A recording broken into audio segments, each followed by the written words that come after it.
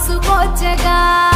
రైతు పండుగై పంటలు ఇల్లు చేర్చగా మంచుతో కప్పిన చెట్లు